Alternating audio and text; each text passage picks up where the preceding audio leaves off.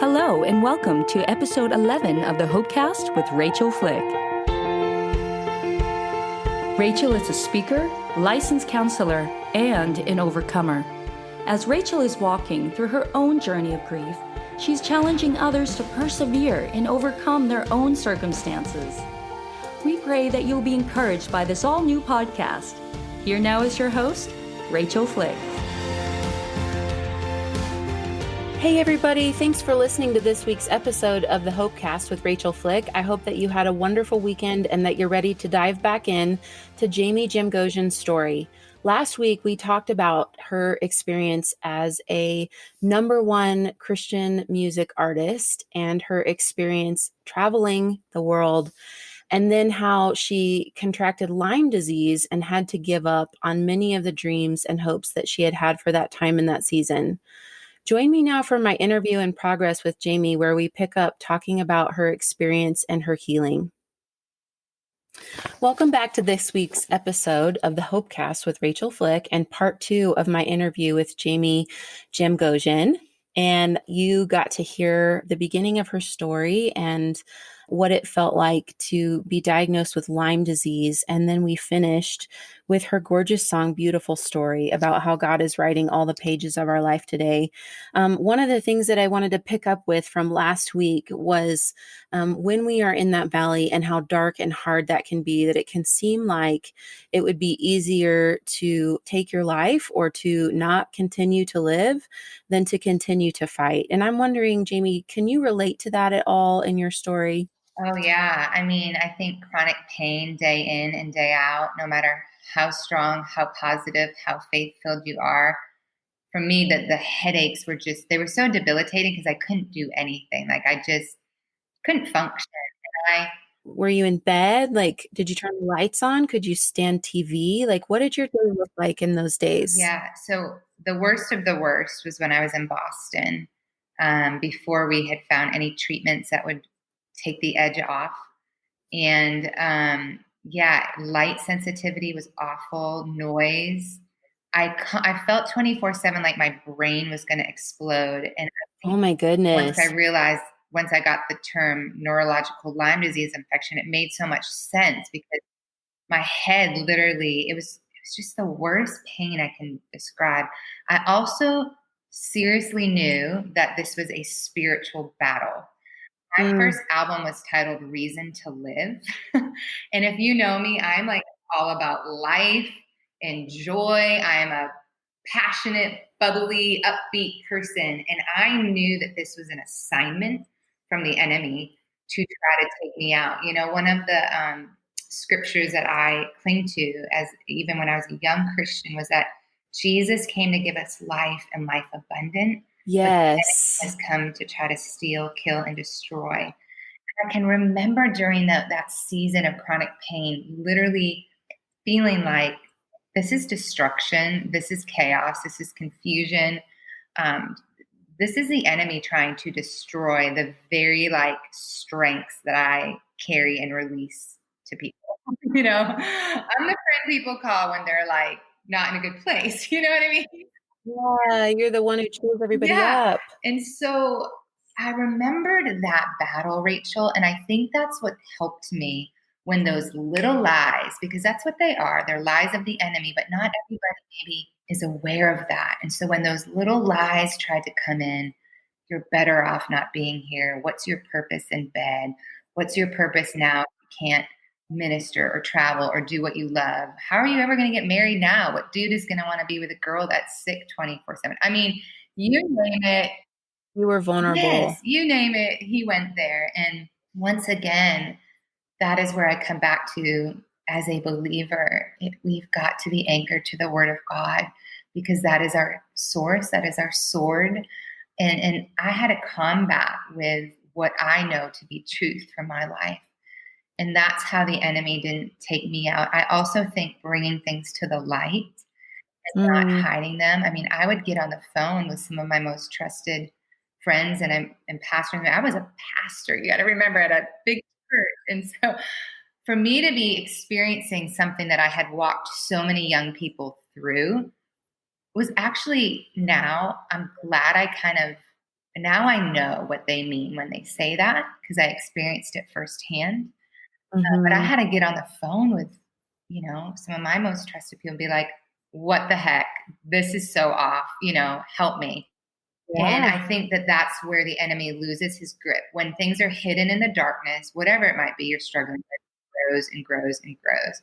When you can release it and expose it into the light to somebody trusted, somebody safe, Yeah. pray together, work through it, find some help if you need help, whether that be pastoral help, therapy, whatever the help is you need. If it's an addiction, and getting help over that addiction.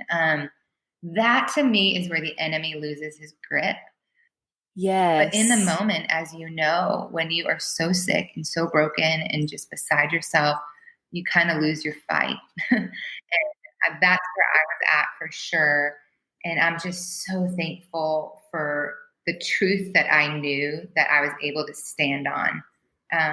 But my heart goes out to anybody in that place. And I just want to say that you have hope, and hope is living, and He is our living hope. So pressing into Jesus is where we find our true hope.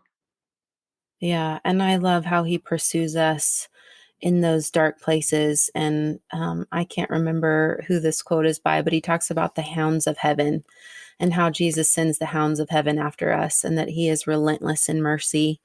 And I know that in some of the darkest days of my pain with Micah, it just didn't feel like the pain was worth pressing through. I'll be honest that the thought of my children and staying alive for them was really what empowered me to continue to try and to not give up. But that the pain physically, mentally, and emotionally was so incredibly, intense and ongoing, and it just felt like I was making good choices. I was still exercising, I was still in community, I was going to therapy, I was getting body work, like massage and things like that, and the grief and the physical pain of the grief would not Yeah. relent. And that's where you hear those lies that this is always going to be this way.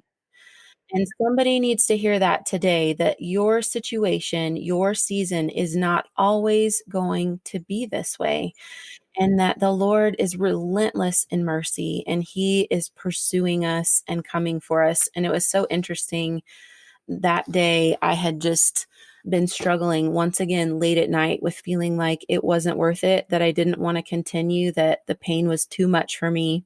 And I was at the gym and I was on the treadmill and I was like, Lord, I need you to do something tangible for me. I need you to show up. I need to know that you hear me and that you see me in my Mhm. pain.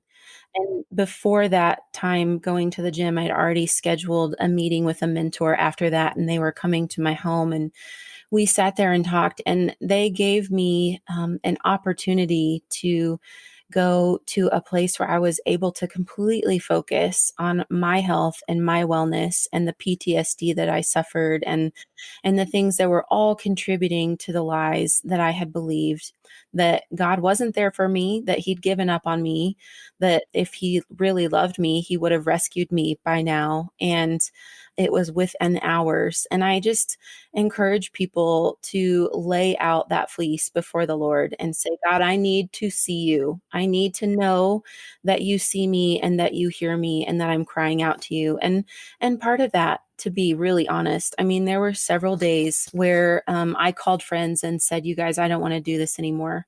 I feel like I don't want to live. And they would come and they would walk with me and they would sit with me until the intensity had passed. And I think that there's such stigma around suicide. There's so much shame, even to the place of when someone dies by suicide, that you'll just hear that there's a funeral and no one will even talk about why that person died, right? Like it's normal to say, what caused their demise? Was it a heart attack? Was it a car wreck? Was there an ongoing disease?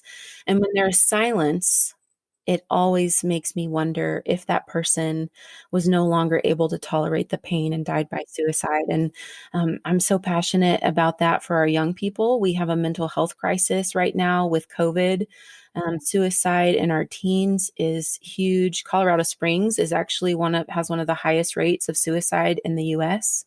I'm passionate for my law enforcement friends and family and the PTSD that they experience from the daily traumas that they have to care for other people in. And so thank you so much, Jaime, for being vulnerable in that and just telling us about that, because it really is breaking down walls where people can ask for help, because there's always that helpline and it's like, we want to know, we want to hear, but like they didn't call before they jumped or before they took their life. And so I just am so grateful for your bravery and strength to have that conversation with me here. And I value that. Thank you so I much. love that you said, and I think I heard this right. It's getting to the root of what is, you said you had that hour with your mentor where you really were able to go to some places. And I think that's what I realized, not in the moment, but after, that there were some roots that I really had to work on. And I Hmm. think that once we get to the root, that's where the true healing really comes from. Jaime, I know a lot of people who are struggling with Lyme. Is the place that you got healing and breakthrough someplace that might be good for some other people also? Yes. And what I want to share is everybody's body is different, right? So this is my testimony. It worked for me. I cannot say to you 100% if somebody else goes, I just want to make that clear. But yeah, I ended up through a friend who, she had been navigating Lyme and she knew how bad I had gotten. She actually found it in New York. It's called the New York Center of Innovative Medicine out in Huntington, New York. And they are doing things very future forward. A lot of their treatments they've gotten from different countries, Germany, Japan. And so Yes. it was the first place I went where they did my initial testing, went in the next day, and the doctor just read my mail, like everything from a physical, emotional. They just knew what was going on. And it was a long process. It was going back from Boston to New York for several months of treatment and all these different therapies with machines and IVs. And oh my gosh, I don't remember all of it super well because I was in that like survival mode, like get there, let them do what they need to do, go try to like see a sunset at night and sleep. That was like my life during treatment. And but yeah, the New York Center of Innovative Medicine, check them out online. Yeah, we'll put that in the show Yeah, notes for people to look up if they're curious to learn yeah, more. absolutely. But I'm just eternally grateful for them because after those months of treatment, they checked my blood again and there was no trace of Lyme. The Wow. toxicity load, everything, the headaches had decreased. Now they hadn't completely gone away, but they were so much better. And they told me it's going to take a full year for your body to get back, to regenerate, for your cells, for everything to get back, hopefully better than it was before. And I do believe that. I mean, I've had to change my life quite a bit and healthy, things I do now that help me stay in a good place. But so grateful for them. Yeah, check them I love that you are just reiterating that healing is a journey. It's not an arrival point. And that we have to be patient with ourselves. We need to allow ourselves the space to not have all the answers, not have it all together, to be willing to fail forward, to say, okay, that didn't work. And so I'm going to pursue this. And that made me learn something new, and I can pursue this. And I think that we feel like we're failing if we don't have the answers or if we can't get it together. And I mean, I am about 2 years and 9 months out from Micah's death. And there are some things where, I mean, I have come a million miles. I've told this story in multiple places, but not to you, but that my trauma brain was so bad that I was literally putting my clothes on inside out and backwards for months and just walking around like that all day, like one earring out, just walked away, didn't even remember that I was doing that, or driving down the street in the middle of the city that I had lived in for 12 years and completely disoriented, like had no idea where I was. And so when I think about how far I have come in, 2-ish years after that, it is just incredible. And then I see places where I would like to go from there and to continue to grow. And it is a process. And so just accepting that if you want to be whole and well, that you're going to have to commit to that being a lifelong journey. And I hear a lot of people say, "Oh, I already dealt with Mm. that.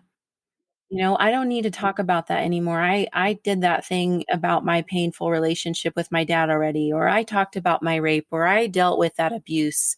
I don't need to touch that anymore." And the truth is that our healing is like a diamond, and that it gets polished one facet at a time. And that in order to really truly heal, it's body, soul, and spirit, soul being encompassing of mind, will, and emotions. And that there is no one magic bullet. It really does all work holistically to transform lives and people. And so thank you for saying that. Thank you for saying it was an imperfect process for you, and that you went back and forth, and that, I love the stories when God just steps in and raises the dead or cures somebody's cancer, or those miracle stories. I love them, but I think that we all love them because they're not the common story.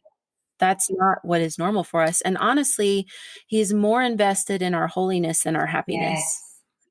And I heard you on another interview talk about being entrusted with suffering. Do you remember saying that? Do you have anything that you could share with us on what you feel like the Lord gave to you, the gifts of hardship? Yeah. I used to always say waiting seasons are holy seasons, and I still believe that. And I'm still navigating some areas of waiting.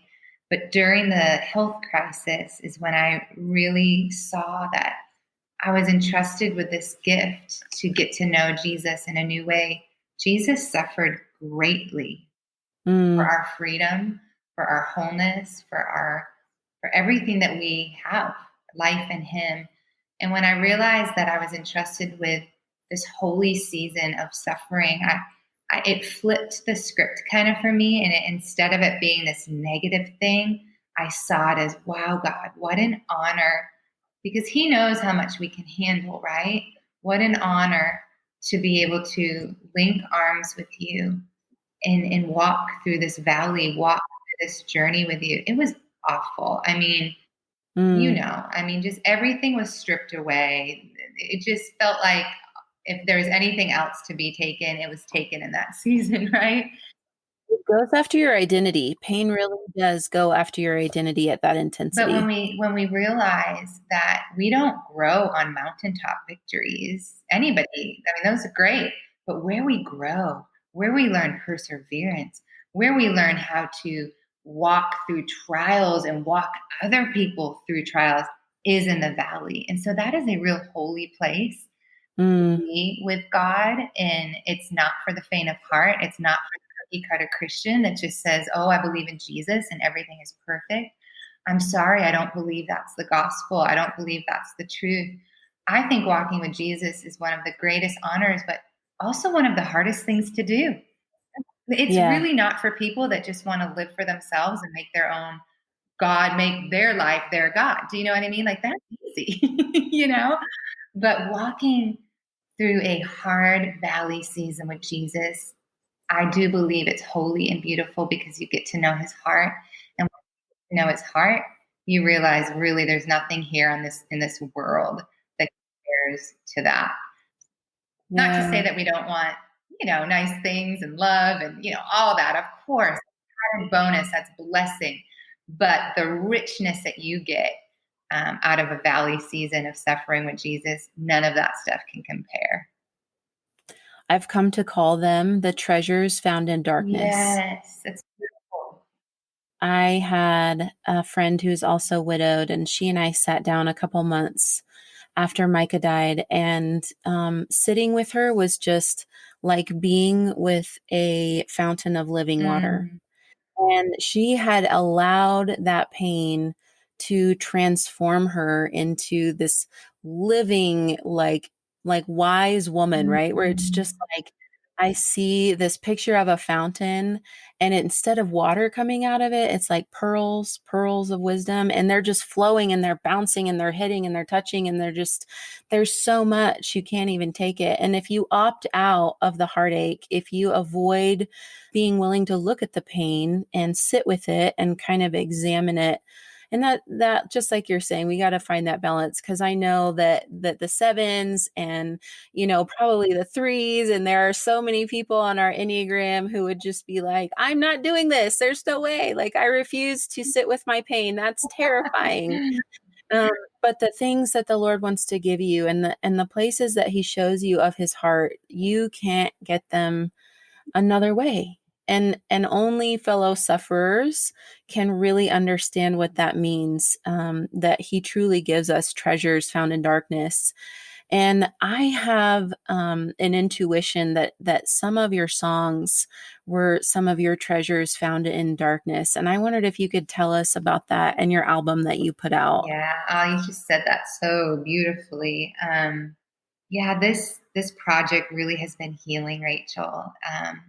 I knew when it was actually during treatment in the center, I knew there was going to be another album, and so I started like compiling songs that were either written that I wanted to release or ideas of songs I wanted to get out there. And I think one of the ones that just really speaks of this journey of this season is "All Things for My Good," and the verse just says, "Though my eyes have yet to see all that you have promised me, I will wait. I will wait upon you, God. What you start, you will complete." And I just Wow. had to cling to what he's begun in my life. He's going to complete. And it was cool because there were some therapies that I had to do there in these rooms where they make you lay down and sit by these cool machines. And one of the nurses, or I had read it on one of their handouts. It was like, think of what you do when you're healthy, while you're laying there. And I'm like, what a breath power, I feel, probably wanted to use some choice words. But so I did that though. And I can remember, God was like asking me while I was laying there, like, what are the things that make you come alive? And why did you stop doing them in your life? And I think sometimes when you're ministry focused or career focused or an Enneagram 3 with a 2 wing, like we're talking about, and I just realized in that moment, like, I want to do another album, Lord, and I want to travel again. And I want to, I used to travel internationally to sing. I want to do that for singing, but I just want to do it again because I love it. And, like all the things that I love and silly little things like, Fills you yeah, up. tennis and biking and all the things that I personally love. Food and, I love going out to restaurants and trying new things. And it's like living again. So that song, "All Things for My Good," really is how God took the pit and has now made in my own little world like a palace. Like the things that I love, I'm getting to do, and I'm getting to like. I feel like I don't know. This is so dumb and lame, but like like there's a castle, and like he's just asking me, and I'm there, and he's my king, and he's like, "What?" I love that. Like what are we gonna do today, Lord? And it doesn't mean I'm flying every day, but just that adventure with him and childlike faith that I think I lost hold of, maybe just saw a lot and experienced a lot and kind of got jaded a little bit and lost a little bit of that childlike faith, and coming back to that place that the bridge says, no matter what may happen, you're faithful. No matter what may happen, you're good. In every mountaintop, in every valley, no matter what, you're working all things for my good. That is so beautiful. And I just love you speaking to clarity, because pain has a story that it tells, and it makes us cynical, like what you're talking about, like losing that childlike faith, and you're dreaming and you weren't doing anything that was filling you up anymore. And your heart was dry and your cup was empty. And part of coming back into health is finding those places that bring you joy again and seeing the world through a lens outside of pain and loss, and that there is power in the mind, and the power of positive intention, and that when we are able to, have a vision for what we're dreaming for, which is so risky, it's so scary to dream. Can I ask you, was it scary, or did it feel risky or vulnerable at all to release an album after 10 Yeah, years? totally. But you know what? I was also just so happy. Like God put all the pieces together with a new team and the writers and the producers and the radio, everything just literally, it was like a puzzle that he was just like, okay, now I'm inserting this piece. Okay, now I'm doing this. Oh, you need new publishing? Boom. Oh, you need new this? Boom. And so it was scary. Like, yeah, you feel naked. Like, here's my heart, here's my songs. Now I'm older. I'm not as cute as I was in my 20s. All those things. All the things, or you said that there's like a sound that's so popular, and would your sound be accepted, with what is on the scene right Yeah, and now? that's where I didn't care anymore, Rachel, because hey, if I could get through those 2 years of literally hell, if it's okay to say that on your podcast, if I could get through that, I'm like, I can put my music out and let the people that are going to love it and be blessed and encouraged from it, let them be encouraged. The people that are going to be like, it's dated, her voice, good, have a party with that, be blessed. You know what I mean? Like, I really don't care anymore. And that, But that's the treasure of building your identity, right? Like, you've lost so much that you're like, "You know what can you take from yes, me?" and there's freedom in being truly who you are, even within the church. Like I am more myself today than I have been in a long time. And you kind of grow up and you're like, I don't care what people think anymore. Take it or Yeah. Yeah, I mean, and that's the fruit of being willing to look at hard things, is the Lord comes in and he brings restoration and redemption to those old hurts and memories, and he replaces our lies with truth. And then you get to have the awesome, like, fruit of the identity that you're talking about, that you're confident in who you're created to be, whether people reject you or not. yeah, And you can't get there. There's no easy button for that. totally. I remember having a little, not fight, but like a little disagreement with the photography, the art team for the album. Because I'm like, guys, I am older now. I mean, I'm not old. Not old, but I'm older than when I was in my 20s doing music, right? Back then. And so I was like, can we at least make the pictures look somewhat like, we can't photo edit everything. So it's just funny, like in this season, the things I can laugh about that I probably would have been really uptight about back then. I don't care anymore. Yeah, that's a beautiful freedom. Jaime, this has been such a beautiful time together. Thank you for coming and sharing your story with Well, I hope it's us. encouraged somebody.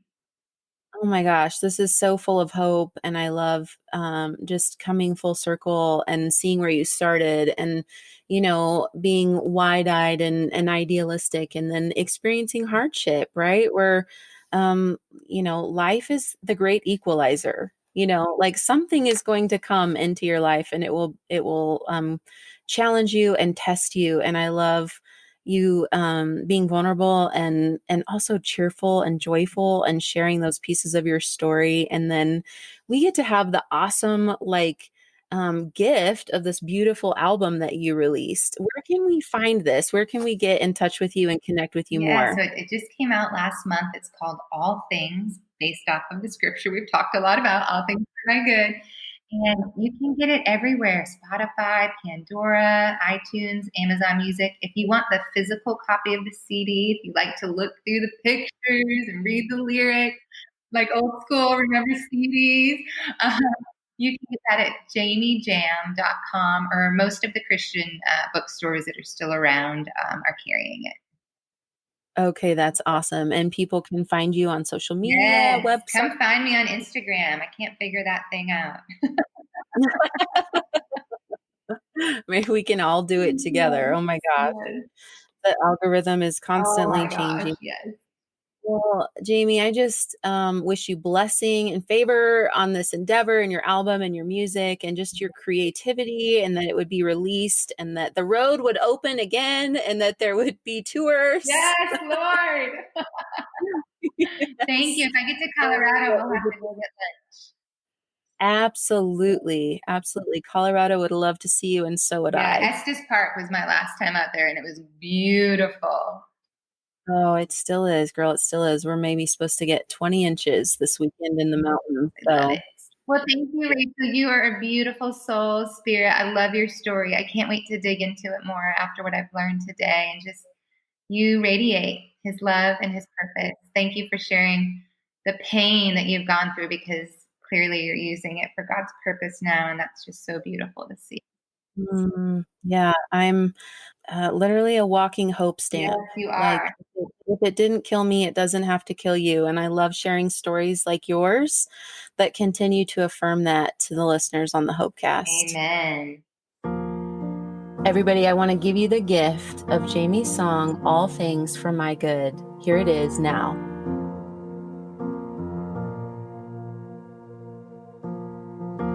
Though my eyes have yet to see all that you have promised me, I will wait upon you, God. For what you start, you will complete. You're working all things, all things, all things for my good. You're working all things, all things, all things for my good. Every word that you have spoken is my healing when I'm broken. So I will wait upon you, God. Standing here with arms wide open. You're working all things, all things, all things for my good. You're working all things, all things, all things for my good. No matter what may happen, you are faithful. No matter what may happen, you are good. On every mountain top, in every valley. No matter what, you're working all things, all things, all things for my good. You're working all things, all things, all things for my good. You're working all things, all things, all things for my good.